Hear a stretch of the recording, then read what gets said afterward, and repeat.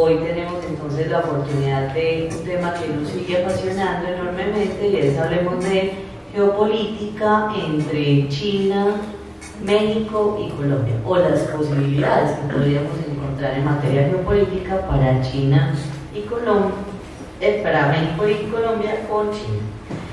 Hoy tenemos la oportunidad de contar con un invitado especial, el doctor Samir Limón. Pertenece pues a la red ECA. Ahorita nos contará él un poco más cuáles son las intenciones de esta red y sus estudios en materia de Transpacífico. También es profesor en la Universidad de Guadalajara y ha apostado pues por hacer reflexiones en el marco de la Franja BRI, la Ruta de la Seda. Y bueno, le damos la bienvenida al doctor Samir. Esperamos que podamos surtir este espacio como un conversatorio donde se surta, digamos, el interés para comenzar a hacer preguntas acerca de esa relación geopolítica. Muchas gracias y bienvenido. Bien, muchas gracias, maestra, por la presentación. Bueno, me presento, mi nombre es Samir Limón, soy profesor en la Universidad de Guadalajara, en el estado de Jalisco, México, y en el Tecnológico Superior de Jalisco, en la Unidad Académica Tamazula. Ostento el grado de profesor investigador a tiempo completo. Parte de lo que hacemos en mi haber académico pues es hacer investigación. En México hay un sistema que se llama Sistema Nacional de Investigadores e Investigadoras, donde básicamente hacemos algunos exámenes y cumplimos algunos indicadores para poder llegar a este sistema nacional.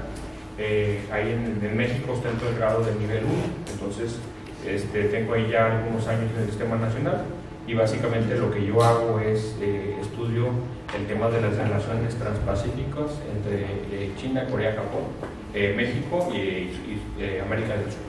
Entonces, esas es básicamente son mis líneas de investigación. Llegué aquí a la Universidad de Envigado gracias directamente por azares del destino. Fue un azar completamente porque yo en México hay un programa que se llama el programa Delfín, es un programa de verano científico, de verano de investigación.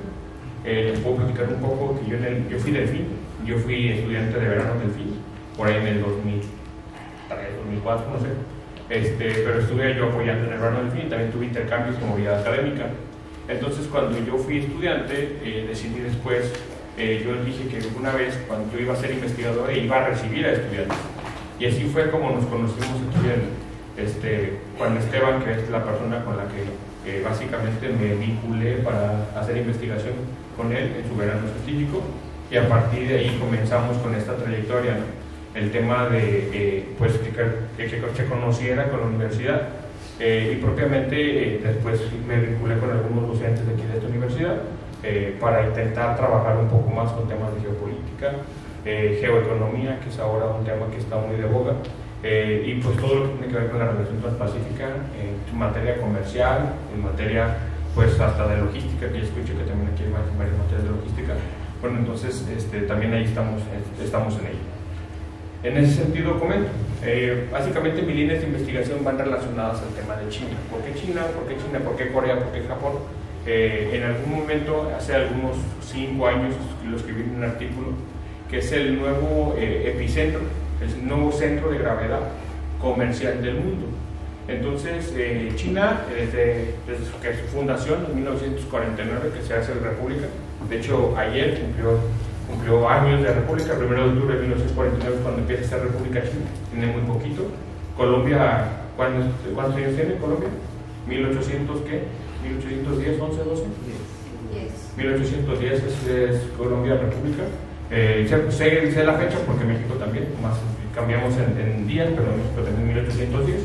Entonces China tiene desde el 49, es decir, menos de 75 años, ¿no? siendo república. Entonces, al ser república, China pasa por un sistema que todo el mundo yo creo que lo ha escuchado, lo ha leído, lo ha visto, un sistema de socialismo 100%, y después con modelos como Mao, como Ding, como de dinástico. Entonces, a partir de ello, pues China aprende, ¿no? Porque también China, la China pues antigua tiene muchísimos años, pero es república hasta hace poco. A partir de esto, China decide cambiar su modelo de crecimiento y entonces empieza a ver las áreas de oportunidad que encuentra en el mundo. Estas áreas de oportunidad fue tal su que quiso crecer que en los años 90 del siglo pasado la historia de China habla de una economía intentando crecer, pero pagando un costo muy caro. ¿Cuál es el costo muy caro? Que todavía tiene hoy en día reputaciones de productos de mala calidad, porque justamente en los años 90, con su intención de crecer tanto, entonces hace productos de mala calidad, evadiendo sobre todo políticas fiscales y políticas que tienen que ver con que eso han sido muy inteligentes al momento de buscar las áreas de oportunidad. Y por ejemplo, se dieron cuenta que podían subir materia prima a un barco y podían bajar cuando llegaran a otro lugar, ya no como materia prima, ¿no? Sino como un producto terminado. Entonces, al hacer todos sus productos en aguas internacionales, pues no había una regulación que lo detuviera, pero pues los productos no eran de tan buena calidad. Y de hecho, hoy en día todavía se escucha de que se dice, no, pues que un producto chino pues es de menor calidad, cuando no necesariamente. Entonces, esto es así, a grosso modo, lo que es hasta los años 90.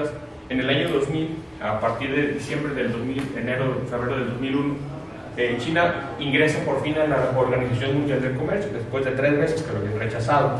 China intenta ingresar desde el 89, y después cuando sale la GATT, OMC, se hace en la Organización Mundial del Comercio en el 2001, y a partir de ahí China empieza a usar el modelo capitalista de Estados Unidos, porque así es básicamente lo que es la OMC, y de Europa, empieza a utilizar este modelo para crecer. Entonces empieza a utilizar este modelo capitalista de crecimiento y se da cuenta de que China lo que más tenía era chinos. Entonces, al tener mucha mano de obra, porque las personas se traducen en mano de obra desde el punto de vista económico, entonces pues hace una mano de obra barata, pero sí empieza a crecer a tasas bastante interesantes, que entre el año del 2001 al 2009 alcanza tasas hasta por encima de 2 cifras. 2 cifras estamos hablando que hasta del 12% de crecimiento anual. En México, por ejemplo, su tasa de crecimiento promedio anual anda sobre el 1.8, 1.9.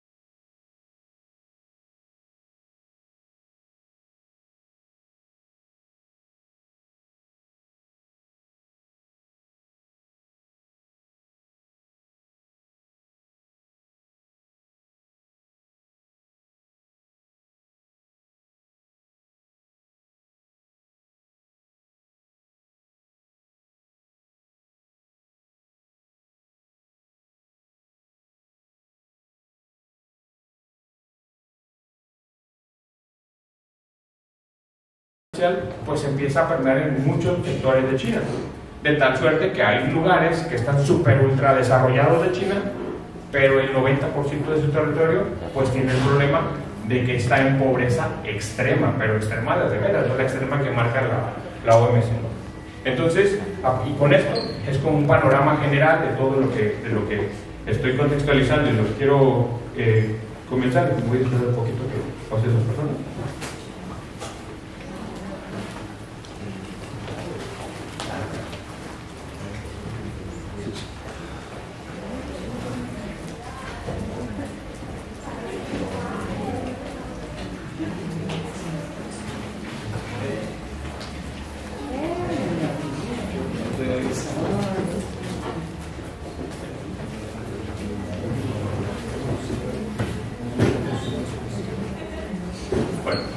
Entonces, me quedo en el año 2008-2009, donde China tiene crecimiento interesante, y a partir de este momento es cuando pues empieza a haber modelos dentro de China a observar más al mundo, a observar más a Europa, a observar más a América, y decide empezar a hacer políticas que vayan en pro de lo que como se mueve el mundo. Y entonces empieza a generar un modelo propio que le llaman su modelo de, por ejemplo, no es el capitalismo, sino que es un socialismo con características chinas que básicamente tiene lo mejor del socialismo y lo mejor del capitalismo y hace su propio modelo de crecimiento económico. Y entonces llega el año 2011 cuando llega el nuevo presidente, y este presidente decide apoyarse mucho de sus planes quinquenales que utiliza para su desarrollo, y este nuevo presidente decide ahí habilitar una de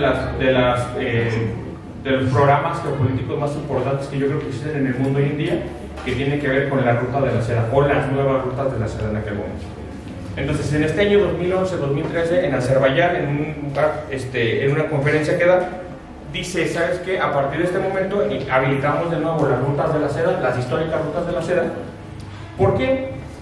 Porque esta China se dio cuenta de que mucho de su crecimiento era de la mano de Estados Unidos. De hecho, siempre ha habido una rivalidad entre Estados Unidos y China, pero si nosotros observamos y analizamos la economía de Estados Unidos, nos vamos a dar cuenta que es la franja de los puertos que llegan por el este y salen por el oeste, la que más desarrollada está de Estados Unidos. ¿Por qué? Porque es por donde se transita la mercancía que va de China a Europa. Entonces, ¿qué es lo que hace China? Se da cuenta de esto y dice, ¿sabes qué? Necesito hacer un cambio de estructura.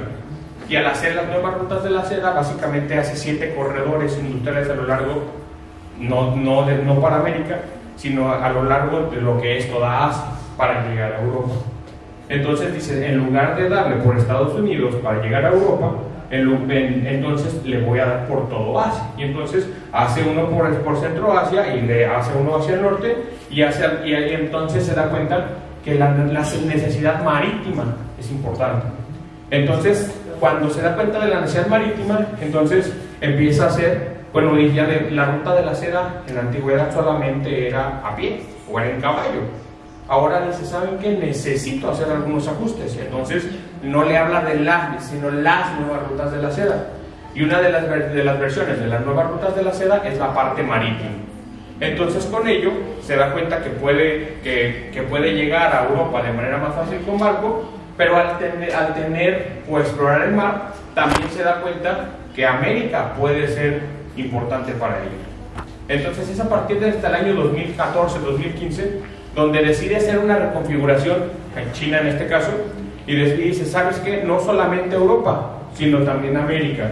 ¿Por qué? Porque se dio cuenta de que el gobierno de Estados Unidos, porque así es, el gobierno de Estados Unidos deja un punto de interés bastante importante, sobre todo de inversión para América del Sur, y entonces China, Corea, Japón, los asiáticos deciden tomar eso, y es ahí donde nosotros aquí los que estamos presentes no me van a dejar mentir, hay un incremento importante de inversión china, de Corea, de Japón a partir del año 2015-2016, y de hecho Colombia, yo la primera vez que vine a Colombia fue en el 2007, y yo Colombia y he venido recurrentemente, y yo puedo decir que el crecimiento que veo es muy grande, y de hecho hoy en día por eso lo estudio, porque México depende 92% de una economía de Estados Unidos, y Colombia no depende de Estados Unidos, es un país diversificado. Entonces parte de mi hipótesis y de mis teorías que estoy trabajando hoy en día es cómo la diversificación comercial es importante y también es significativa para el mundo. Es decir, no apostarle todo a un solo lugar, que es como México, Estados Unidos, sino que Colombia es un ejemplo de cómo el país sigue creciendo y no depende solamente de una economía. Nosotros, por ejemplo, hoy en día que tenemos en Estados Unidos un presidente muy controversial, dependemos de su mandato, de lo que él dice. Y créanme que en México se mueven los mercados, se mueven los tipos de cambio con un Twitter de Donald Trump. Bueno, ahora antes era Twitter. Y aquí no necesariamente. Para Colombia no necesariamente. ¿Por qué? Porque es un país más diversificado, donde no tiene una dependencia económica al 100%, y de hecho es ahí parte de lo que ahora estoy escribiendo, que aquí ya empieza, ahora sí nomás que quería contextualizar, que es un marco teórico, para que se entendiera de lo que estamos trabajando, acerca de esta geopolítica, de cómo Colombia ha venido creciendo, ha venido de manera, ha venido creciendo, y entonces ese crecimiento en medida de lo posible, traen desarrollo, porque no necesariamente crecimiento y desarrollo van de la mano, pero ese desarrollo se ha visto generado a partir de mejores carreteras, de más infraestructura, de más servicios para Colombia. Y de hecho, por ejemplo, nosotros como mexicanos podemos decir que, por ejemplo, la red simplemente de telefonía celular es mucho mejor en el sur del continente que en el mismo México. Por ejemplo, yo hace no sé, 2 o 3 años fuimos a Perú, y no es posible que a 5.000 metros sobre el nivel del mar tuviéramos señal, cuando en México no pasa eso. En México tenemos un sistema de una infraestructura telefónica no tan buena como países de aquí de América del Sur. Cuando se decía en algún momento en la historia que platiqué que México era que podía ser el Estados Unidos de toda América del Sur, cuando no necesariamente pasó. Entonces, a partir de esto, este crecimiento que se está dando con Colombia y la cercanía con China.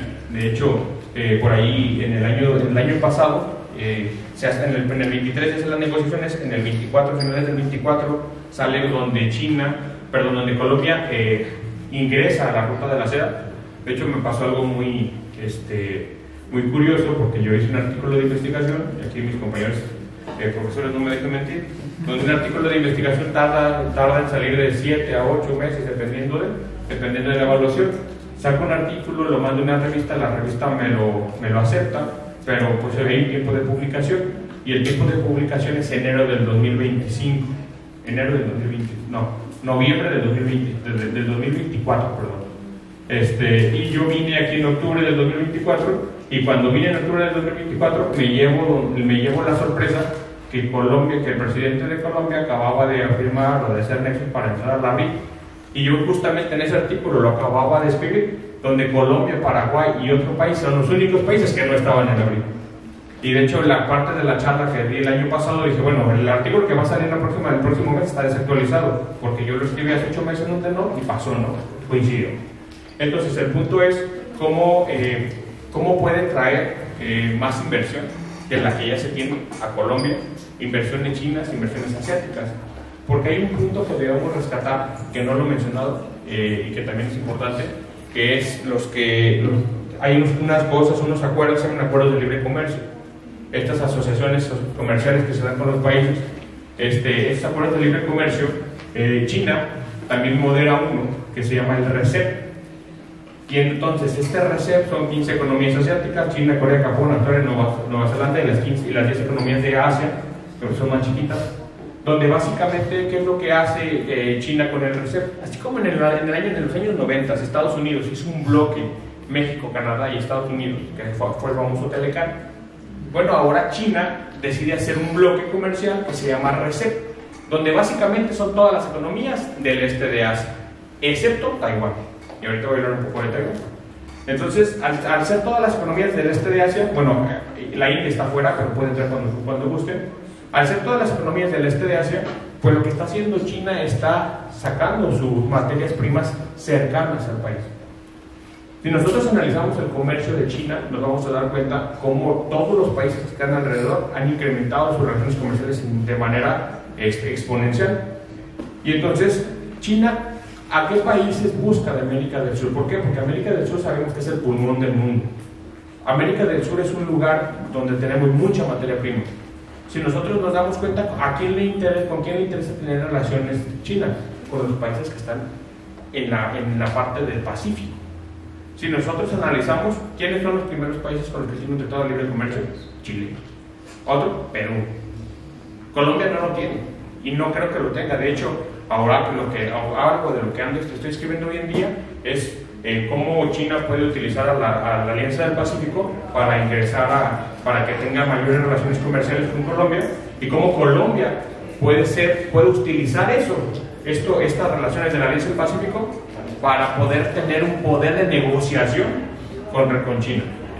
De hecho, Colombia creo que en este momento está en un punto de inflexión bastante interesante, porque está en el momento donde él puede negociar y tiene poder de negociación. Nosotros con Estados Unidos en México no tenemos poder de negociación, la verdad. Estados Unidos pone las reglas y nosotros las seguimos, porque propiamente no tenemos mucho de qué negociar. Y entonces es el acuerdo de Alianza del Pacífico, un acuerdo comercial en el cual Colombia puede ser punto de inflexión para poder tener esta negociación. Entonces, compañeros, cuando hablamos de esto, hablamos de geopolítica. Y cuando hablar de geopolítica, a mí me interesa, me gusta mucho este tema, porque es hablar de la configuración mundial con respecto a los poderes políticos. Por ejemplo, si ustedes revisan dónde tiene inversión, por ejemplo en Panamá, ¿dónde hay inversiones chinas? Casualmente, a la entrada y a la salida del canal de Panamá. Oye, pero este canal de Panamá es de Estados Unidos y Donald Trump se dio cuenta. ¿Y Donald Trump qué es lo que busca Donald Trump? Volver a tener el canal de Panamá. ¿Y dónde tiene inversión china? Bueno, el canal es tuyo, el de Panamá no me interesa, pero al inicio y al final, ahí hay. Si ustedes analizan las inversiones, por ejemplo, en África, ¿dónde tiene inversiones China en África? Sobre el otro canal, que se llama el canal de Suez. ¿En dónde? En Egipto, justamente. ¿Por qué? Porque lo que hace China es para poder ingresar al Golfo, en lugar de darle la vuelta a África y entrar por España, entra directo. Y entonces entra directo y deja la mercancía, pero ¿en dónde la deja? Bueno, ¿qué países de Europa tienen problemas? Grecia. Te invierto en ti, no me puedes pagar, pero dame un pedacito, se llama el puerto del Pireo. Y entonces el puerto del Pireo es de dominio chino, y entonces es ahí donde yo voy a depositar mis mercancías. Entonces, ¿qué es lo que está haciendo? Esto es una configuración geopolítica que se está dando a partir de cosas que ha dejado de hacer Estados Unidos, porque es importante mencionar que también Estados Unidos juega un papel fundamental. ¿Qué es lo que está haciendo últimamente Estados Unidos? Está cerrando su economía. La economía más abierta del mundo se está cerrando. ¿Por qué? Porque Donald Trump, que él es un multimillonario que hizo su imperio a partir de una economía cerrada, se da cuenta de que el mandado en la economía abierta se lo están comiendo. Yo lo escribí hace como unos 5 años, que en el 2029 es la ascensión de China a la hegemonía mundial. Entonces no sé si lo logren, no sé si se pueda, pero por ahí vamos, todavía estamos en espera, pero aún así, en cuanto a la parte comercial, ya la ganó China, Corea, Japón. En cuanto al tema de paridad corriente del poder adquisitivo del PIB, ya lo ganó también China. Nada más les falta la parte económica, pero en paridad corriente ya lo hace. Entonces, compañeros, es parte de lo que analizamos aquí con Juan Esteban. Y entonces, otro de los detalles que está ahí que es importante mencionar es cómo Colombia puede apoyarse de Panamá, puede apoyarse de México, puede apoyarse de Chile para hacer tratados, pero no tratados de libre comercio, ni voy a hablar de la Alianza del Pacífico, sino cómo puede usar estos tratados y cómo puede aprender de ellos para crecer. Porque Colombia es un país que es diversificado y eso tenemos que tenerlo bien en cuenta, porque no sé, ustedes seguramente sí lo estudian, pero probablemente no se den cuenta porque están ahí. Yo en México, por ejemplo, yo no me daba cuenta hasta que lo estudié, que la dependencia que tenemos económica con Estados Unidos es muy amplia. Tan amplia que si Estados Unidos le da tos, a nosotros nos da COVID, ¿no? Entonces, es importante que nosotros veamos esto y que sobre todo nos demos cuenta cómo Colombia se ha desarrollado, porque el crecimiento de Colombia es interesante, pero el desarrollo aún es más. Colombia, vemos la historia de Medellín, la historia corta de Medellín, al Medellín de ahora, pues es algo que nadie la cree.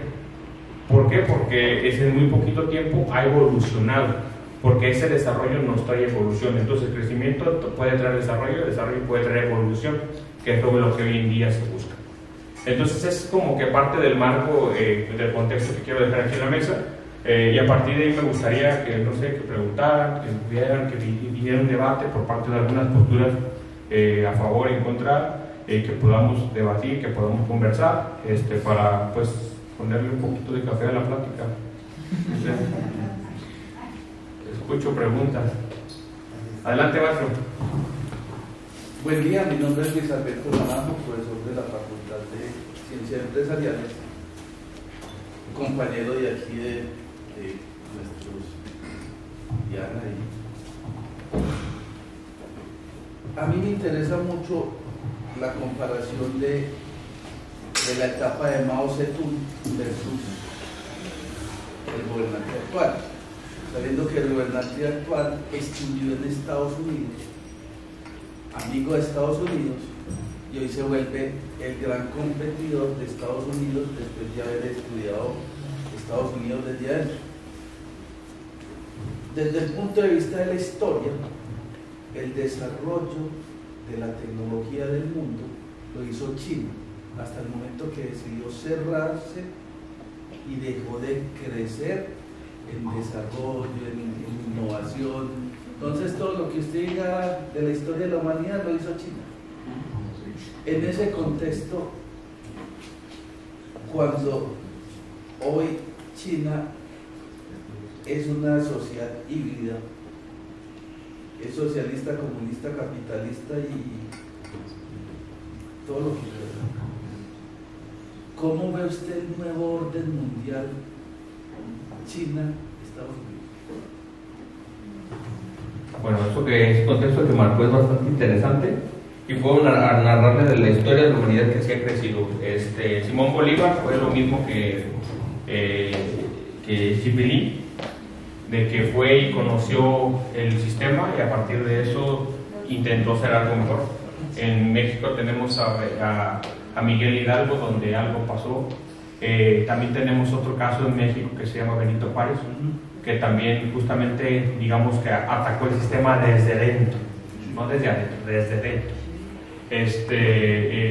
Y es por eso que las doctrinas de Mao, si bien es cierto, son doctrinas que están ahí para China, que son unos pilares fundamentales, pero usted le llamó híbrido, yo les puedo llamar adaptativo de China, porque algún modelo que tiene China, que yo se lo critico a favor, porque tengo muchas críticas en contra, pero a favor, es su modelo de plan quinquenal, de que siguen unos ejes y que esos ejes cada quinquenio se mejoran, se renuevan o se reformulan.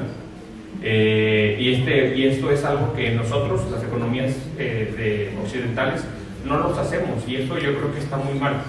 Y llega un presidente de un color o de otro y cambia la política pública por completo. Entonces, su plan de desarrollo lo tiene a 6 años, en México es a 6, también creo que es a 6 años, o a 4 años. 4 años, y llega otro y cambia el modelo. Entonces no hay una secuencia, y eso es algo que yo le admiro mucho a China, porque al final de cuentas tiene lo bueno del socialismo comunismo, que es esto. Y hay pilares fundamentales que, sabes que este es el eje. Por ejemplo, China 2049, ser la hegemonía mundial. Eso es algo. China 2025, Made in China 2025 es lo hecho en China. El pensamiento de China viene a partir de otros pilares de la forma de la concepción. Tiene mucho que ver el tema religioso. Desde ahí tiene mucho que ver el tema religioso, porque para empezar los chinos no tienen religión, tienen filosofía, y desde ahí hay una concepción distinta. Nosotros buscamos enseñar a los estudiantes cómo hacerle para ser los mejores trabajadores de Google. Ellos buscan cómo hacer un Google diferente. Desde ahí es una concepción distinta hasta de la educación, y es entonces ahí cuando hay un tema del nuevo orden mundial, que es un tema ya trillado, ya que se habla de China, Estados Unidos, y normalmente todo el mundo habla de las consecuencias que puede traer para su país esta confrontación China-Estados Unidos, pero nadie habla de quién gana. Si gana China, gana Estados Unidos. Y en ese sentido creo que se abstienen las personas, o nos abstenemos de decir quién gana, porque es muy aventurado decir, porque ante una pérdida importante o una pérdida pronunciada de alguna de las dos economías, sabemos que viene la guerra, y en la guerra se acaban todas las reglas, se acaba todo lo que tiene que ver, y entonces en la guerra por eso ya se habla de cuál es el poder económico de un país, el poder militar de un país y de otro. Y ahí es lo que hablaba de Taiwán, y hace rato mencioné a Taiwán como un punto importante, donde Taiwán y Estados Unidos no tienen relación. Sin embargo, pues a Estados Unidos le conviene ser amigo de Taiwán, porque yo no tengo relación, pero aquí te van este cargamento de armas por si las necesitas. Yo no soy mío, pero aquí están, por si llegase a necesitarlo. Y es parte de hacer un punto ahí de maniobra. China que te dice, no te voy a atacar, pero aquí te va un misil a un ladito, aquí es tu área, bueno, te lo vi a un ladito nomás para que veas dónde está el poder. Entonces es parte de lo que de las relaciones que existen ahí. Entonces Tiene algunos factores que es importante que yo ya son pilares que ya empiezo a marcarme, como es la digitalización de la economía, que es la economía digital, el tema de las áreas verdes, que es toda la economía sustentable, todo lo que tiene con sustentabilidad, y también el dominio de los datos. Hoy en día el nuevo orden mundial se va a dar hacia el dominio de los datos. El país la entidad que mejor domine los datos es la entidad que mejor va a tomar decisiones, y esas decisiones, las decisiones no son mejores, son asertivas. Entonces, ¿qué tan efectivas son las decisiones a partir de eso? Y es ahí donde por modelos como de machine learning, de redes neuronales, que es ahorita lo que ya estoy trabajando, cómo puedes tomarlo para hacer esto y sobre todo para el comercio. Por ejemplo, algo que estamos explorando hoy en día, estamos haciendo un modelo de machine learning acerca del comercio entre México y China desde el año 2000 hasta el año 2024. Este machine learning se hizo porque se hizo un modelo adaptativo donde se hizo primero un tema de entrenamiento más el 15% de error, más el 15%, bueno, un modelo ahí donde se descubrieron cosas que no estaban en la literatura. Todos mis compañeros economistas que habían escrito eso no estaban, en el sentido de que cómo las máquinas virtuales pueden encontrar cosas que la mente humana no lo hace, porque por ejemplo salió en ese modelo un modelito de 1700 ecuaciones. Nosotros los humanos pues buscamos a lo mejor unas 8 o 10 ecuaciones y nos vamos por la mejor, por la que creemos que es mejor bajo los algoritmos que tenemos predispuestos, que es la educación previa.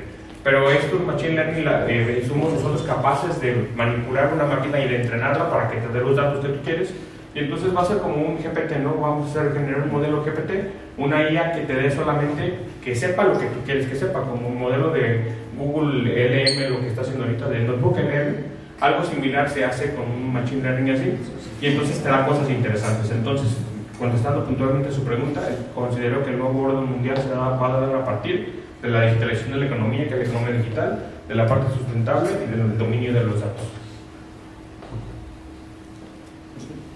La pregunta.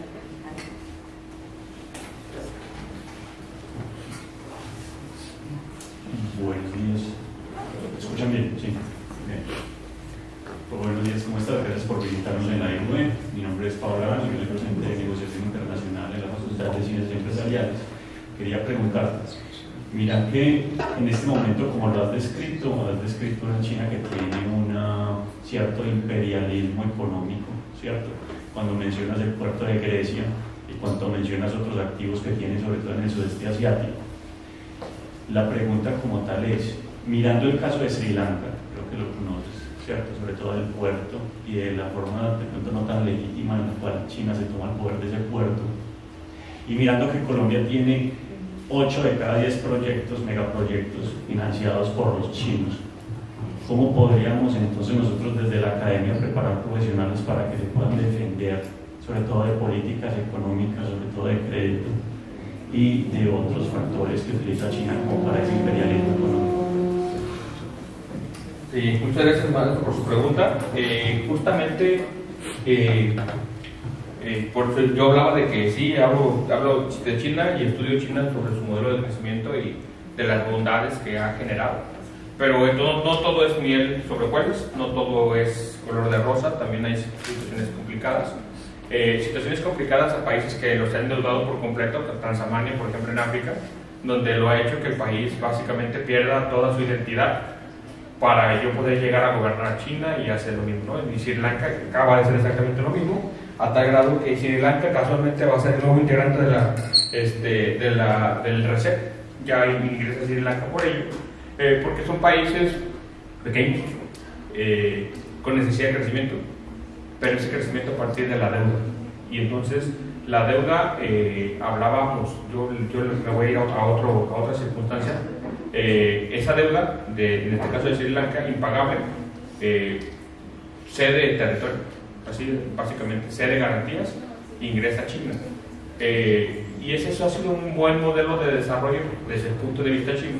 Ha sido un buen modelo de desarrollo para su crecimiento.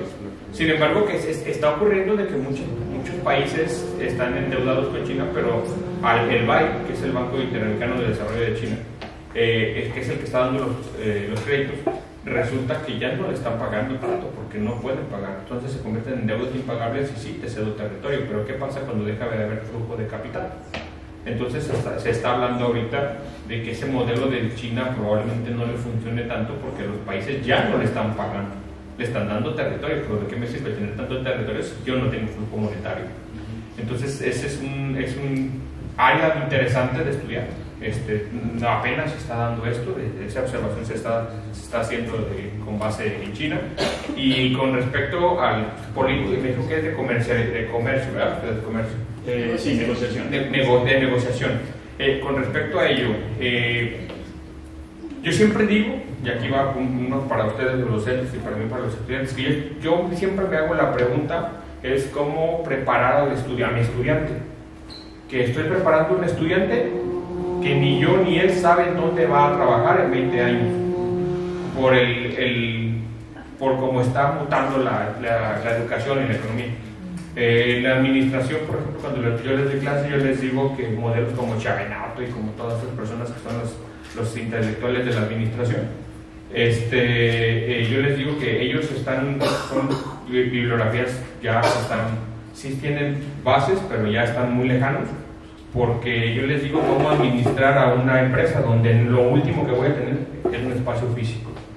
Entonces nos dedicamos al capital humano, necesitamos a uno, a dos, al checador, ¿no? Hasta el reloj checador, pero ¿qué va a pasar cuando ya no tenemos reloj checador? Entonces, en ese sentido es cuando hablamos del comercio o de estas relaciones, pues todo está mutando. La semana pasada tuvimos una charlita de una clasecita de Incoterms, por ejemplo. Y cómo pues los Incoterms al final de cuentas es una política que no es obligatoria. Entonces yo me puse un grupito, a dos grupos a debatir, de uno como comprador y otro como vendedor, de qué Incoterms utilizar bajo cierto producto de algún lugar, ¿no? Y entonces los mismos estudiantes llegaban a la conclusión de que no necesariamente lo mejor para la venta es lo mismo que para la compra, pero si mi producto yo sí lo quiero vender, entonces pago un sobreprecio. Entonces cuando hablamos justamente de cómo China ingresa o cómo China está llegando a Colombia, usted me dijo que 8 de cada 10 inversiones, macroinversiones, son chinas. México ya está también viviendo eso.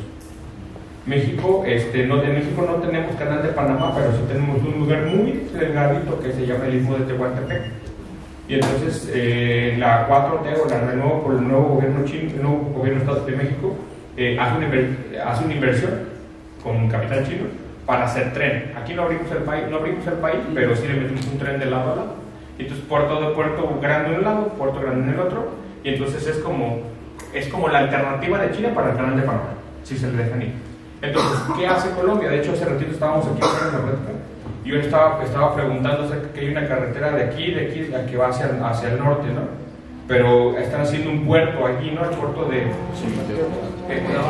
este puerto. Incluso es hacer la acotación de que las formas de pago del gobierno colombiano de esa vía es dando concesiones para explotación de eso, conocer y poderse proteger de esas políticas que implementa China. Lo primero que yo les digo a mis estudiantes, porque yo también esa pregunta me la hago muy a menudo, es que hoy en día, en la diversificación mundial, en la globalización, que la globalización yo la describo como achicar al mundo, es conocer al mundo.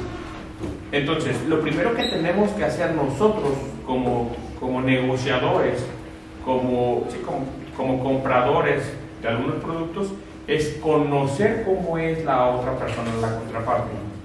Porque antes las compras y ventas se daban a partir de la cercanía, que es ahí donde empiezan los acuerdos. Hoy en día, por esta diversificación y por esta globalización, se da con cualquier parte del mundo. Entonces, yo más bien me iría a otro tema de estas políticas. Las políticas públicas las hacen personas que no necesariamente saben de política, sino que saben de intereses, de los que les conviene a ciertos países. No necesariamente saben de política pública. Las políticas públicas se hacen en las cámaras no necesariamente todas las personas son intelectuales de política pública. Entonces, si lo van por conveniencia o por lo que digan alguna bancada de algún color. Entonces ahí el tema es, yo lo que considero es que los estudiantes, que les entreguemos las herramientas para que conozcan que hay una diversificación de acuerdos y que a partir de ello logren esa tricotomía de la negociación, pero a partir de, puede ser de un segundo o de un tercer país. Por ejemplo, en México, en la teoría del dinero en México, conviene más comprar de guaraníes a soles peruanos y de peruanos a renminbis que peso mexicano a renminbi. ¿Por qué? Porque México y China no tienen un acuerdo comercial y Perú sí tiene acuerdo comercial con China. Entonces conviene más hacer eso, y es ahí donde yo les digo, bueno, hasta la Revolución Internacional tiene que hacer hasta ciertos tipos de cambio de moneda, sin problema alguno. Entonces está bien, pero el punto es, ¿cuándo lo va a saber el estudiante? Realmente lo que necesita es conocer las reglas internacionales, conocer lo que está pasando a partir de la Organización Mundial del Comercio, del Fondo Monetario Internacional, del Banco Mundial, para poder tener esta revolución y tener este panorama. Porque realmente las negociaciones, por ejemplo, yo hablaba hace poco con alguien que también estudia, somos mexicanos que estudiamos el fenómeno Colombia y China. ¿Qué pasaría si Colombia hace un tratado de libre comercio con China? Lo primero que es, se acaba su industria nacional. Colombia absorbe absolutamente toda la parte nacional, pierde su identidad en relación a se acaban los emprendimientos. Lo mismo que en México, sucede lo mismo. En México en los años 90 fue su boom, su principal activo económico, o uno de sus principales, era la industria textil.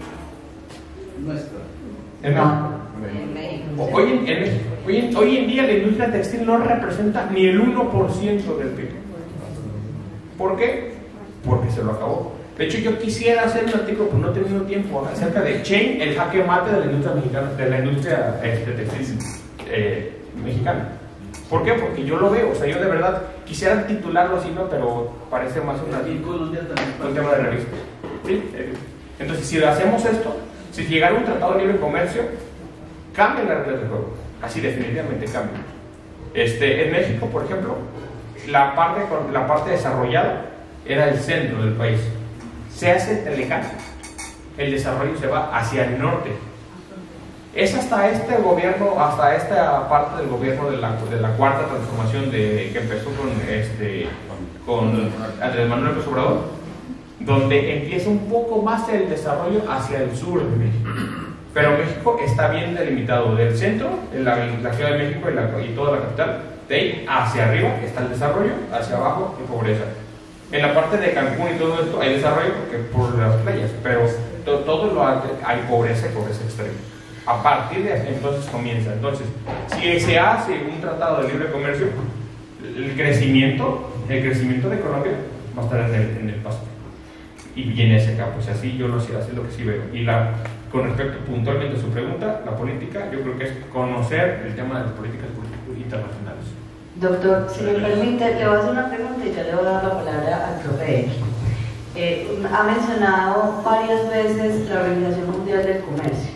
Me gustaría entonces que nos refiriéramos un poco al entorno de los entes supranacionales como reguladores o intención de regular o armonizar ese sistema internacional.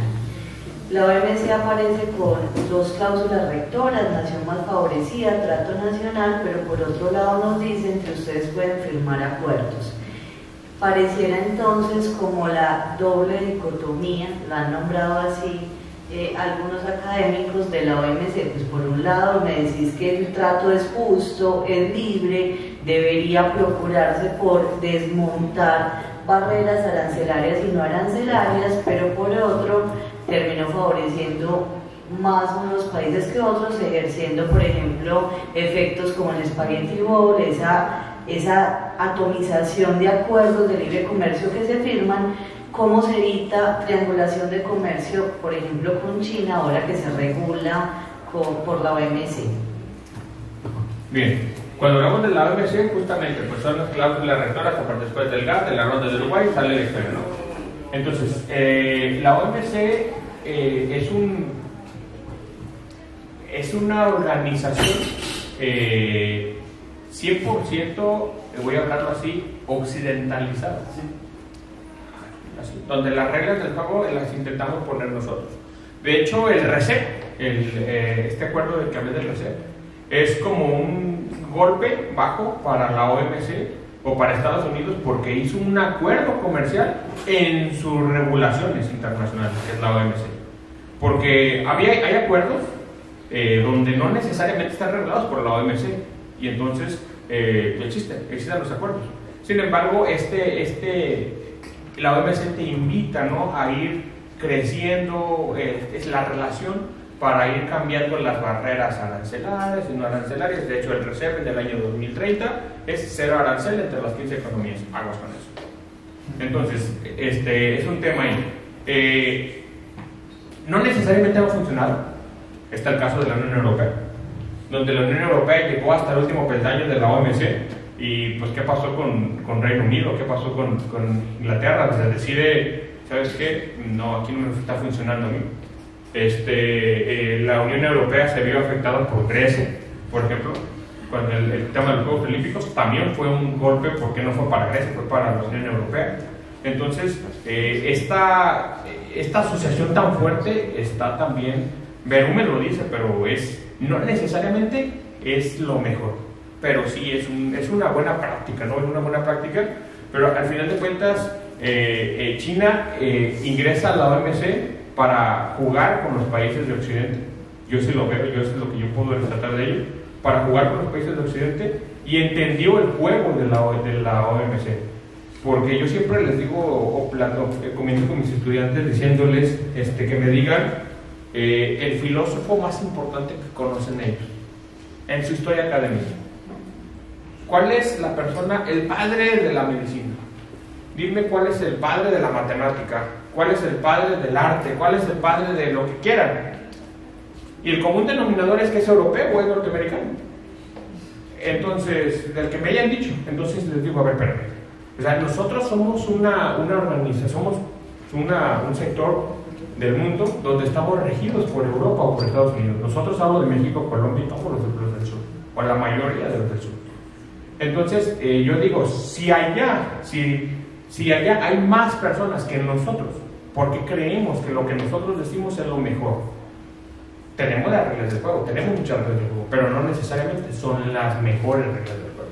En este caso, la OMC es un acuerdo o es una organización creada por los occidentales, donde los asiáticos han sabido jugar y han intentado escabullirse y han sacado provecho de esas relaciones, pero no necesariamente.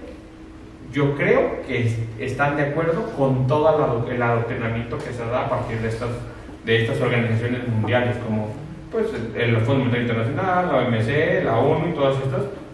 Todas tienen el mismo fondo. Gracias, doctor. Buenos días, doctor Edgar, muchas gracias por visitarnos y por esa interesante charla. Yo tengo un montón de preguntas de manera ambiciosa, pero no las puedo formular todas, porque el tiempo creo que nos va presionando.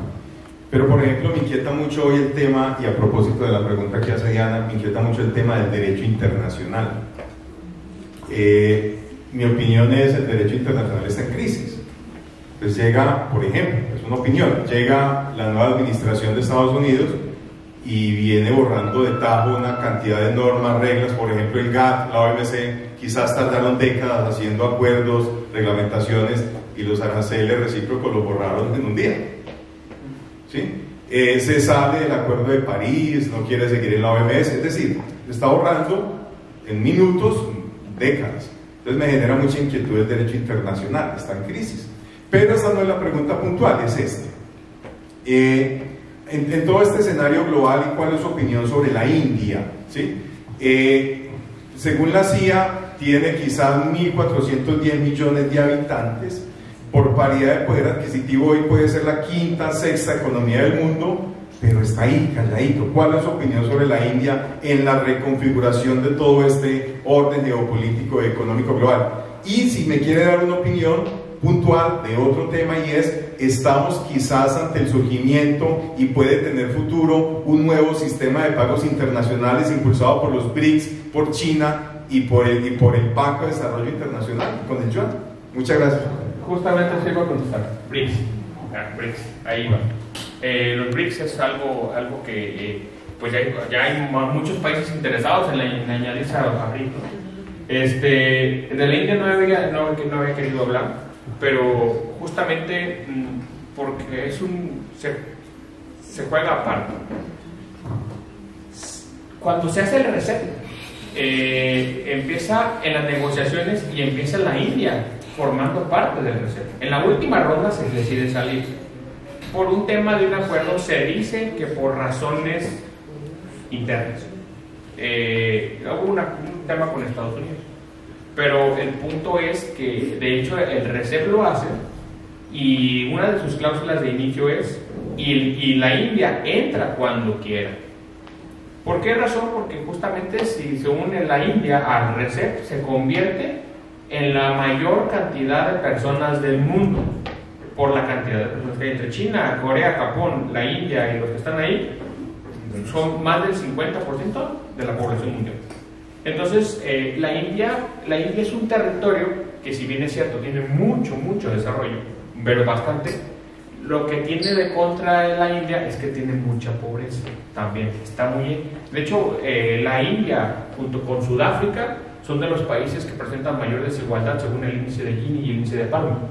Entonces, ¿por qué razón? Porque su dinero está concentrado solamente en pocas personas, y tiene una cantidad enorme de personas. Entonces, ¿la India puede jugar un papel fundamental en la forma de la reconfiguración? Sí, claro, la respuesta es sí juega. Hablo de China porque China es el país que... ¿Por qué estudio China yo? Porque es el país que más ha crecido y ha venido a cambiar o a modificar algunas reglas del juego. Yo no necesariamente soy chinista, no me considero chinista porque también le hago críticas complicadas a China, pero yo creo que es un país que tenemos que atender, y que los profesores que damos comercio internacional, relaciones internacionales y todo esto, es importante que antes sea Estados Unidos. Yo recuerdo que en México salió la carrera de negocios internacionales por el Tratado de Comercio Americano, y no se estudiaba otra cosa que en Estados Unidos, y ahorita ya no, yo creo que ya no debe de ser así. Entonces, la India es un punto, es un tema aparte. Tengo compañeros que están especializados en el estudio de la India, porque si bien es cierto, es la quinta potencia económica mundial en relación al paridad con el poder adquisitivo, en el PPA. Pero Estados Unidos está ahí, hay una, voy a decirlo así, una seducción por parte de Estados Unidos hacia la India. Y no quiero decir más, pero si Estados Unidos y la India llegaran a unirse, que eso no va a pasar, pues sí tienen forma de acabar con el nuevo orden que se está configurando a partir del este de Asia. Sí tienen, ¿por qué? Porque tienen el poder económico y el poder humanitario para hacerlo. Sin embargo, son hipótesis son hipótesis que se pueden hacer de manera, pues ahora sí que muy volátiles, pero sí la India es fundamental. Hay que estudiarla, hay que ver cómo evoluciona. El tema de los BRICS. Los BRICS es algo que está ocurriendo alterno a Estados Unidos, y eso se da a partir del TTP-11, que es el TTP, no era el TTP-12, el TIPAC, el Tratado de Traspaso, me van a decir eso ahorita, pero el TTP-11 era un acuerdo que hizo Estados Unidos para justamente combatir del reset. Y entonces, a la llegada de Donald Trump en su primer ciclo, se decide salir del TTP. Era 12, se hizo 11. Y entonces la cabeza del TTP-11 la hace Japón. Cuando creyeron que se iba a caer, sigue Japón ahí. Y entonces se dan cuenta de que se pueden hacer tratados, de que se pueden hacer cosas sin la necesidad de Estados Unidos.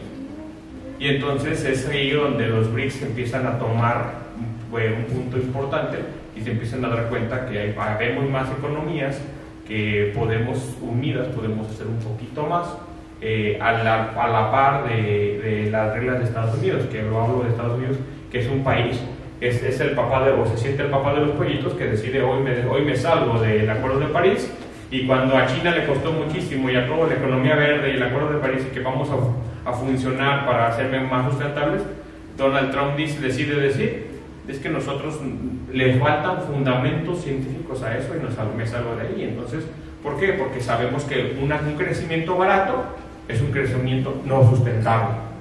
Si yo creo que si es lo que le pasó a China, China contaminó mucho. ¿Pero por qué? Porque no estaba en París. Cuando se incluye en el Acuerdo de París, ese crecimiento le cuesta más, porque al volverlo sustentable es más costoso, pero al volverlo sustentable también te vuelve más desarrollado. Entonces, ese tema de la India, yo creo que es un punto de interés bastante interesante de estudiar. Punto de interés bastante. Lo podemos tomar en cuenta. Pero no conozco, y ahí voy a hablarlo así de claro, no conozco las relaciones que existen entre la India y Colombia. No conozco si existe inversión, que yo creo que sí debe haber, pero no sé si forme parte de un porcentaje alto, pero no tengo ahí sí no tengo el dato de cómo la India ha incrementado Colombia, que Colombia es un país geoeconómicamente estratégico, por eso está aquí, porque es el país puerta del norte. Entonces es ahí. Venezuela se fue, Panamá se llevó a Estados Unidos. Colombia es el país que está ahí. O sea, de verdad, si domina en Colombia, el problema que tiene América es la cordillera de los Andes. Si no existe la cordillera de los Andes, o sea, no es posible que el país más desarrollado sea Brasil, con mayor inversión China, y no tiene vínculo con China. O sea, tiene que pasar la mercancía o por Panamá o por alguno de los países costeros del Pacífico. Entonces es ahí donde eso a mí me brinca un poco, pero es algo que tengo que seguir intentando estudiar cómo funciona eso. Cordillera de los Andes en Colombia se convierte en 3. Entonces, o sea, ¿y cómo es posible que el crecimiento sea Brasil con una inversión china exagerada cuando no hay una entrada directa con China? Entonces, o es Panamá, obviamente que Perú tiene que ver, pero está en la cordillera ahí muy grande, y luego que no deja ingresar. Entonces, ¿cómo es que llega esa inversión? ¿Cómo es que llega esa mercancía? Porque sabemos que en el comercio el aéreo no es factible, tiene que ser marítimo, pero es ahí un tema que se tiene que estudiar bastante. Muchas gracias. Tenemos otra pregunta. Buenos días, ¿cómo está? Primero que todo, gracias por venir a la institución, y la pregunta que tengo es que, hablando de los BRICS, es una economía que está surgiendo. ¿De qué manera esto podría afectar la desdolarización de la economía, y los países de qué manera podría contrarrestar esto? Porque muchos países utilizan como moneda principal o moneda de cambio el dólar, y si los BRICS cogen una fuerza, ¿de qué manera puede afectar esto? Hay un tema muy interesante respecto de eso, de la desdolarización mundial, y que justamente yo no creo que sea necesariamente impulsado por los BRICS, pero sí creo que son impulsados por algunas economías que están haciendo ruido alrededor de los BRICS. Por ejemplo, en el año pasado, hace 2 años, hablaban salió el yuan digital, y ya también hay dólar digital y el euro digital. El punto es que tomaron yo primero me hago la pregunta. Me hago la pregunta de ¿por qué? ¿Por qué es el dólar la moneda internacional? ¿Quién dijo? ¿Sabes? Aquí a ver, compañeros estudiantes, ¿por qué el dólar es la moneda internacional? ¿Por qué creen? Después de la Segunda Guerra Mundial se unieron los países aliados y vieron que la moneda de reserva mundial iba a ser el dólar. Bretton Woods, por un tema de romanticismo, yo lo puedo decir, decidieron que la moneda de reserva mundial es el dólar. Eso es igual de científico que por qué seno y coseno y tangente se llaman así. yo soy matemático de licenciatura y seno y coseno tangente se llaman así porque fue un acuerdo. Pero bien se puede llamar Juan, Pedro y María, sin problema alguno. Entonces, lo del dólar es parecido. ¿Por qué el dólar es la moneda internacional? Porque se llegó a un acuerdo, que va a ser la de la reserva. Sin embargo, al tambalear, las economías crecer, se dan cuenta de por qué tu moneda y no la mía. ¿Por qué tengo que pasar por tu dólar y no por mi peso? Entonces, mi peso no vale. Pero poquito. Colombia lo vive. Si yo llego aquí a cualquier casa de cambio aquí, yo llego y mis pesos mexicanos no valen. O sea, me dicen que el tipo de cambio en internet está en tanto, pero que no lo pueden recibir. ¿Por qué? Porque cómo se deshacen de ellos. Si tú me compras 100 pesos mexicanos sin problema alguno y vale lo que tú quieras, pero ¿cómo te deshaces de ellos? ¿Quién te los compra? De demanda. ¿Perdón?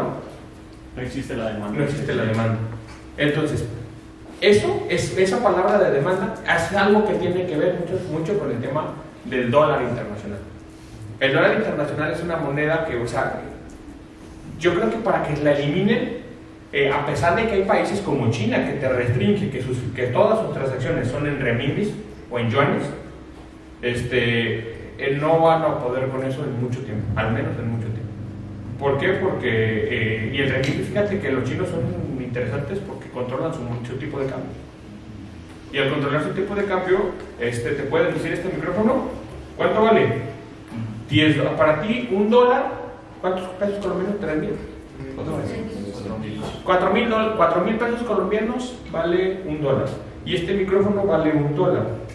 Y un renminbi te vale a ti 10, perdón, este micrófono vale 10 renminbis. Y un renminbi a ti colombiano te sale 30 pesos colombianos.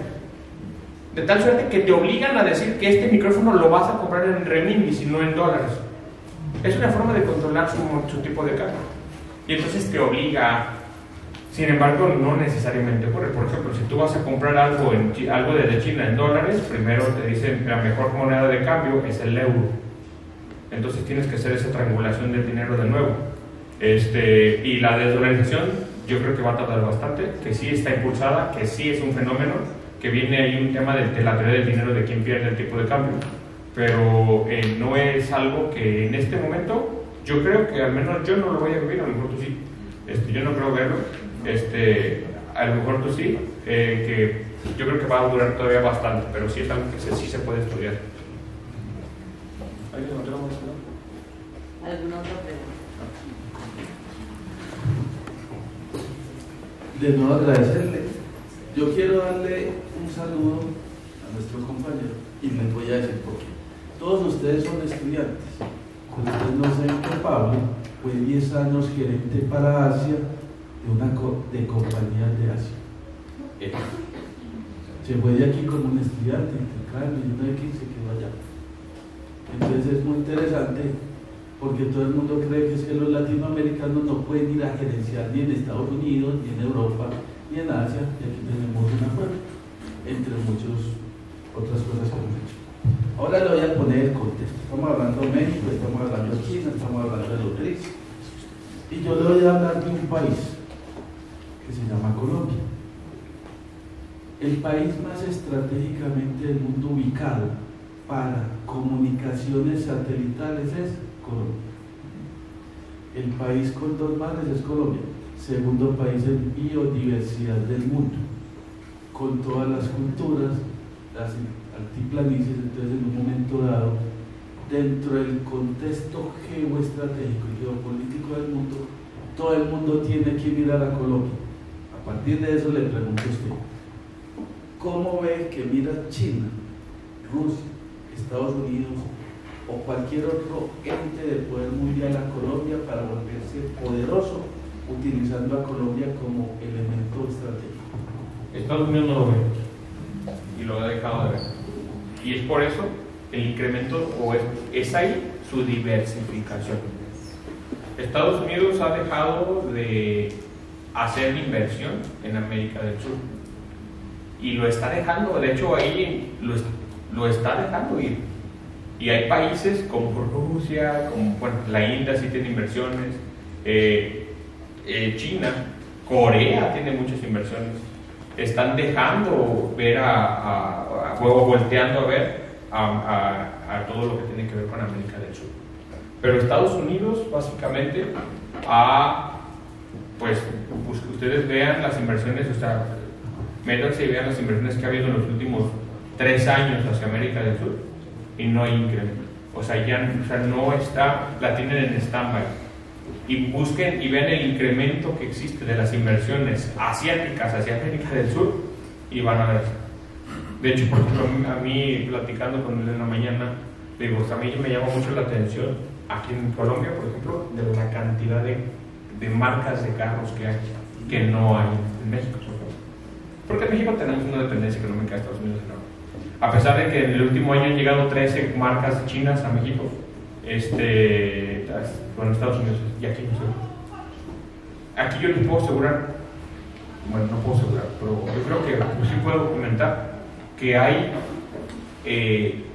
no hay el 50% de vehículos desde Estados Unidos. ¿O sí, bueno?